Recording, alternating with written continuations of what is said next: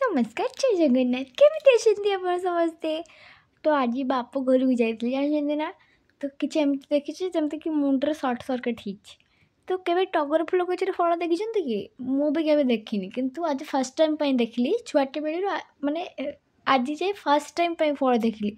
ମାନେ ମୁଣ୍ଡରେ short circuit ହେଇଗଲା। ମୁଁ କହିଲି ଏଇଟା କେମିତି ସମ୍ଭବ।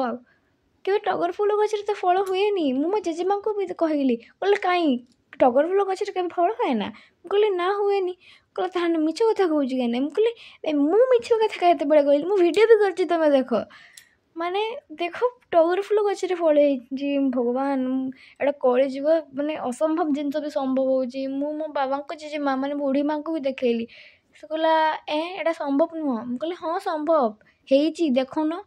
ସେ କହିଲେ ହଁ ତ ହେଇଛି। ମାନେ ଗାର୍ଡ଼େନିଂ କରୁ କରୁ କିଛି ଏମିତି ଜିନିଷ ଦେଖିନେଲି କି ଆଜି ମାନେ ଭୁଲି ପାରୁନି। ତାକୁ ଛଡ଼େଇଲା ଦେଖିଲେ ଏମିତି ନାଲି ନାଲି ମଞ୍ଜି ବାହାରିଲା ତା ଭିତରେ 3ଟା ଖଣ୍ଡେ। ତାପରେ ଧାନ ଜମିକୁ ଯାଇଥିଲି ଧାନ ଦେଖିବା ପାଇଁ।